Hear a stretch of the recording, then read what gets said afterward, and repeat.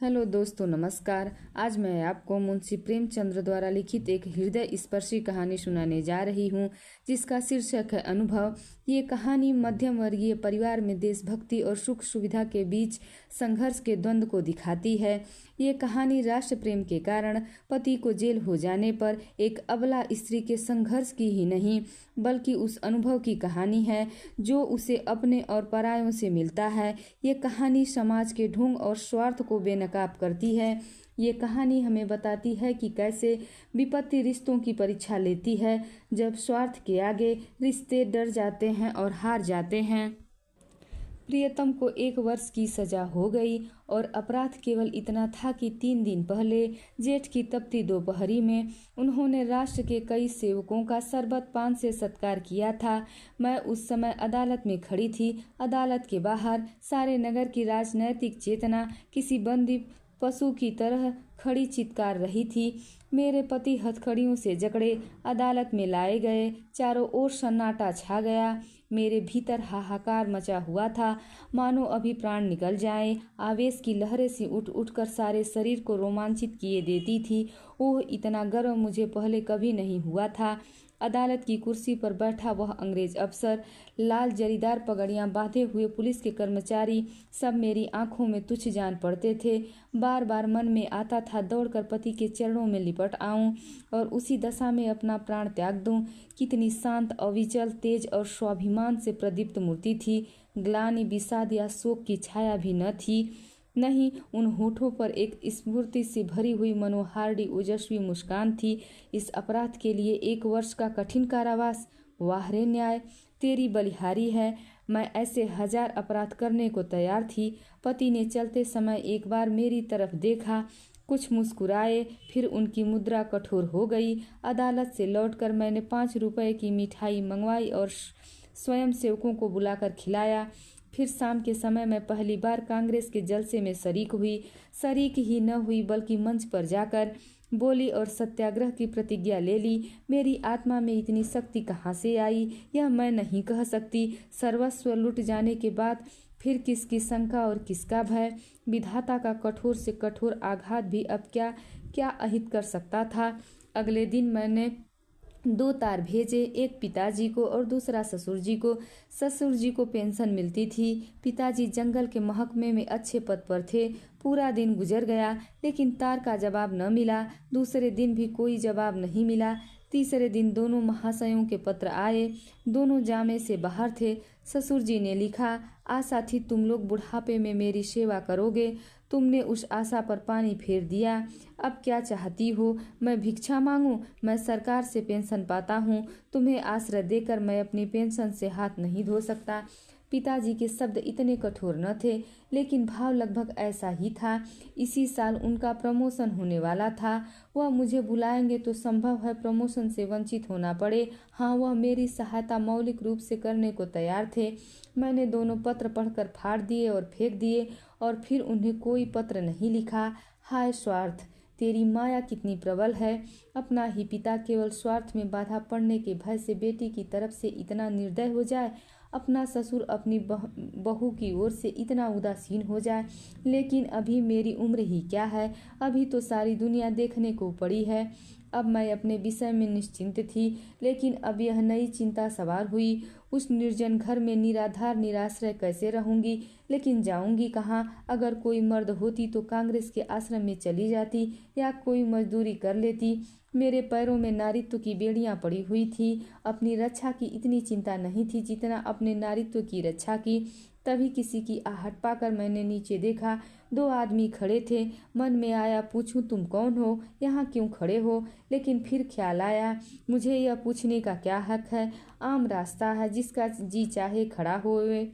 लेकिन मुझे एक शंका हुई। उस शंका को किसी तरह से अपने दिल से न निकाल सकती थी। वह एक चिंगारी की भांति मेरे हृदय में समा गई थी। गर्मी से देह फूकी जाती थी, लेकिन मैंने कमरे का दरवाजा भीतर से बंद कर लिया। घर में एक बड़ा सा चाकू था, उसे निकाल कर सिरहाने रख लिया। वह शंका सामने बैठी हुई मालूम होती थी। तभी किसी की पुकार सुनकर मेरे रोए खड़े हो गए। मैंने दरवाजे से कान लगाया, कोई मेरी कुंडी खटका रहा था। मैंने दरवाज़ा नहीं खोला और छज्जे पर खड़ी होकर जोर से बोली, कौन कुंडी खटका रहा है? बाहर से आवाज़ आई, मैं हूँ ज्ञानचंद। यह आवाज़ सुनकर मेरी शंका दूर हो गई। मैं उनकी आवाज़ पहचान गई। मैंने नीचे उतरकर दरवाज़ा खोल दिया। ज्ञानचंद मेरे पति के गहरे दोस्त थे। उनके साथ एक स्त्री भी थी, वह मिसेज ज्ञानवती थी। मैं दोनों जनों को ऊपर ले आई। ज्ञान बाबू एक स्कूल में मास्टर हैं, बड़े ही उदार, विद्वान, निष्कपट, लेकिन मुझे आज मालूम हुआ कि उनकी पथ प्रदर्शिका उनकी पत्नी हैं। वह दोहरी बदन की प्रतिभाशाली महिला थी, लेकिन बाहर जितनी कठोर, भीतर उतनी ही दयालु। उन्होंने मुझसे झिझकते हुए प्रश्न किया, घर कोई पत्र लिखा क्या? मैंने कहा, हाँ लिखा था। कोई लेने आ रहा है क्या? जी नहीं, न पिताजी अपने पास रखना चाहते हैं न ससुर जी। तो फिर अब क्या इरादा है? अभी तो यही पड़ी हूँ, इस विषय में अभी सोचा नहीं। तो फिर मेरे घर क्यों नहीं आ जाती? अकेले तो मैं तुम्हें इस संसार में रहने नहीं दूंगी। खुफिया के 2 आदमी इसी वक्त भी डटे हुए हैं। मैं पहले ही समझ गई थी दोनों खुफिया के आदमी होंगे। ज्ञान बाबू ने पत्नी की ओर देखकर कहा, मानो उनकी आज्ञा से कहा तो मैं जाकर तांगा लाऊं? देवी जी ने इस तरह देखा मानो कह रही हूँ, क्या अभी तुम यहीं खड़े हो? मास्टर साहब चुपके से द्वार की ओर चले। तभी देवी जी बोली, ठहरो, कितने तांगे लाओगे? मास्टर साहब घबरा कर बोले, कितने तांगे लाऊं? देवी जी बोली, कितने क्या, एक तांगे पर 3 सवारियां ही बैठेंगी। संदूक, बिछावन, बर्तन भाड़े क्या मेरे सिर पर जाएंगे क्या?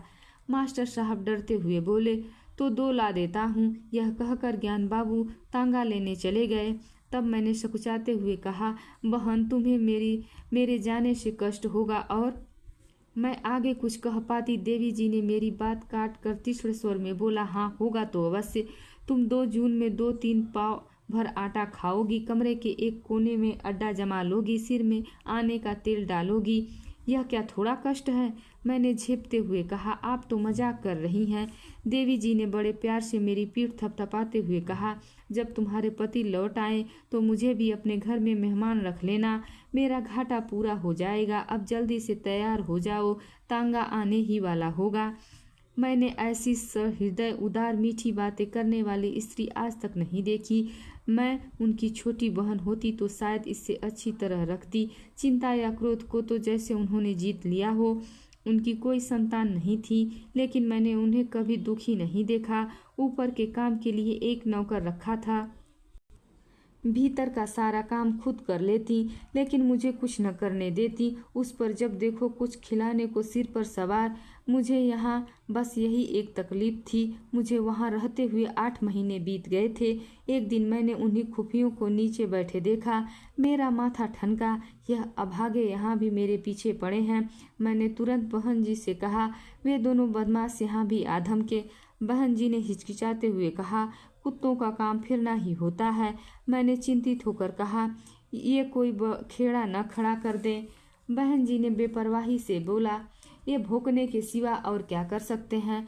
मैंने कहा, काट भी तो सकते हैं। बहन जी ने हंसते हुए बोला, इनके डर से कोई भाग तो नहीं जाता ना? मगर मेरी दाल में मक्खी पड़ गई। बार बार छज्जे पर जाकर उन्हें टहलते देख आती। यह सब मेरे पीछे पड़े हुए हैं। आखिर मैं नौकरशाही का क्या बिगाड़ सकती हूँ? मेरी सामर्थ्य ही क्या है? क्या यह सब इस तरह से यहाँ से मुझे भगाने पर तुले हुए हैं? इससे उन्हें क्या मिलेगा? यही कि मैं मारी मारी फिरूं। 1 हफ्ता गुजर गया, खुफिया ने पिंड न छोड़ा। मेरे प्राण सूखे जा रहे थे। ऐसी दशा में यहाँ रहना मुझे अनुचित मालूम होता था, लेकिन बहन जी से कुछ कह भी नहीं सकती थी। एक दिन ज्ञान बाबू शाम को घर आए तो वे घबराए हुए से थे। मैं बरामदे में बैठी परवल छीन रही थी। ज्ञान बाबू ने कमरे में जाकर अपनी पत्नी को इशारे से बुलाया। देवी जी ने बैठे बैठे कहा, पहले कपड़े वपड़े उतारो, हाथ मुंह धो, कुछ खाओ, फिर जो कहना है कह देना। ज्ञान बाबू को धैर्य कहा। पेट में बात की गंध तक न पचती थी। आग्रह से बुलाया, तुमसे उठा नहीं जाता, मेरी जान आफत में है। देवी जी ने बैठे बैठे कहा, तो कहते क्यों नहीं? बताओ क्या कहना चाहते हो। ज्ञान बाबू बोले यहाँ तो आओ। देवी जी बोली, क्या यहाँ कोई और बैठा हुआ है क्या। मैं समझ गई कि ज्ञान बाबू ये बात मेरे सामने नहीं कहना चाहते, इसलिए जैसे ही मैं वहाँ से उठकर जाने लगी तो देवी जी ने मेरा हाथ पकड़ लिया। मैं जोर करने पर भी अपना हाथ न छुड़ा सकी, लेकिन ज्ञान बाबू को इतना भी सब्र न था कि जरा कुछ देर के लिए रुक जाते। बोले, प्रिंसिपल से आज मेरी लड़ाई हो गई। देवी जी ने बनावटी गंभीरता से कहा, सच? तब तो तुमने उसे खूब डांटा होगा। तुम्हें दिल लगी सूझती है, यहाँ मेरी नौकरी जा रही है। जब तुम्हें इतना ही डर था तो लड़े क्यों। मैं थोड़े ही लड़ा था, उसी ने मुझे बुलाकर डांटा। यह कैसे हो सकता है कि उन्होंने तुम्हें बेकसूर डांटा होगा, कोई न कोई बात तो जरूर होगी। अब मैं तुम्हें क्या बताऊं। फिर वही पर्दा। मैं कह चुकी यह मेरी बहन है, मैं इससे कोई पर्दा नहीं रखना चाहती, और जो इन्हीं के बारे में कोई बात हो तो बताओ। देवी जी ने जैसे पहेली बुझाकर कहा, मैं समझ गई, कुछ खुफियों का झगड़ा हुआ होगा, पुलिस ने तुम्हारे प्रिंसिपल से शिकायत की होगी। ज्ञान बाबू ने इतनी आसानी से अपनी पहेली का बूझा जाना स्वीकार न किया। बोले, पुलिस ने प्रिंसिपल से नहीं, हाकिम जिला से कहा। उसने प्रिंसिपल को बुलाकर मुझसे जवाब तलब करने का हुक्म दिया। देवी जी ने इस अंदाज में कहा जैसे वे समझ गई हो। बोली, तो प्रिंसिपल ने तुमसे कहा होगा कि उस स्त्री को घर से निकाल दो। हाँ, यही समझ लो। तो फिर तुमने क्या जवाब दिया। मैंने अभी कोई जवाब नहीं दिया। वहाँ खड़े खड़े क्या जवाब देता। देवी जी ने उन्हें आड़े हाथों लिया। बोली, जिस प्रश्न का एक ही जवाब हो उसमें सोच विचार कैसा। ज्ञान बाबू सिटपिटा कर बोले, लेकिन कुछ तो सोचना जरूरी था। देवी जी की त्योरियां बदल गई। आज मैंने पहली बार उनका यह रूप देखा। बोली, तुम उस प्रिंसिपल से जाकर कह दो, मैं उसे किसी तरह नहीं छोड़ सकता, और न माने तो इस्तीफा दे दो। अभी जाओ, लौटकर हाथ मुंह धोना। मैंने रोक कर कहा, बहन मेरे लिए। मैं आगे कुछ कह पाती, देवी जी ने मुझे डांटते हुए कहा, तू चुप रह, नहीं तो कान खींच लूंगी। तो तू क्यों बीच में कूदती है। रहेंगे तो साथ रहेंगे, मरेंगे तो साथ मरेंगे। फिर उन्होंने अपने पति से कहा, अब खड़े क्या सोच रहे हो। तुम्हें डर लगता हो तो मैं जाकर कह आऊं। ज्ञान बाबू ने खिसिया कर कहा, तो कल कह दूंगा, इस समय कहाँ होगा कौन जाने। रात भर मुझे नींद नहीं आई। बाप और ससुर जिसका मुंह नहीं देखना चाहते, उसका यह आदर, राह की भिखारिन का यह सम्मान। देवी, तू सचमुच देवी है। दूसरे दिन जब ज्ञान बाबू चले तो देवी जी ने फिर उन्हें याद दिलाया, फैसला करके घर आना, यह न हो कि फिर सोचकर जवाब देने की जरूरत पड़े। ज्ञान बाबू के चले जाने के बाद मैंने कहा, बहन जी, तुम मेरे साथ बड़ा अन्याय कर रही हो। मैं यह कभी नहीं देख सकती कि मेरे कारण तुम्हें यह विपत्ति झेलनी पड़ी।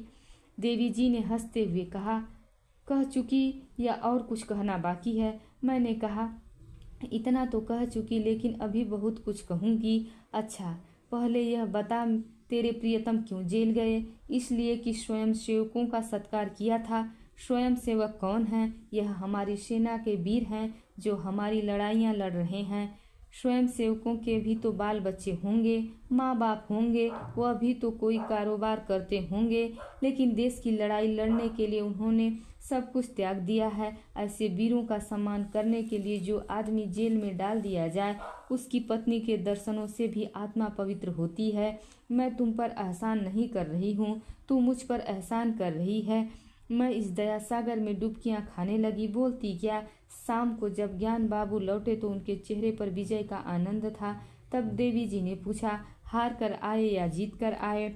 ज्ञान बाबू ने अकड़ कर कहा, जीत कर आया हूँ। मैंने इस्तीफा दे दिया तो वह चक्कर में पड़ गए। उसी समय हाकिम जिला के पास गया। वहाँ न जाने मोटर में बैठकर दोनों में क्या बातें हुई। फिर लौटकर मुझसे बोला, आप पॉलिटिकल जलसों में तो नहीं जाते। मैंने कहा, कभी भूल कर भी नहीं। कांग्रेस के मेंबर तो नहीं हैं। मैंने कहा, मेंबर क्या, मेंबर का दोस्त भी नहीं हूँ। तब उन्होंने कहा, तो हमें आपसे कुछ नहीं कहना, मैं आपका इस्तीफा वापस करता हूँ। यह सुनकर देवी जी ने मुझे गले लगा लिया। धन्यवाद। प्लीज़ वीडियो को लाइक कीजिए और चैनल को सब्सक्राइब कीजिए।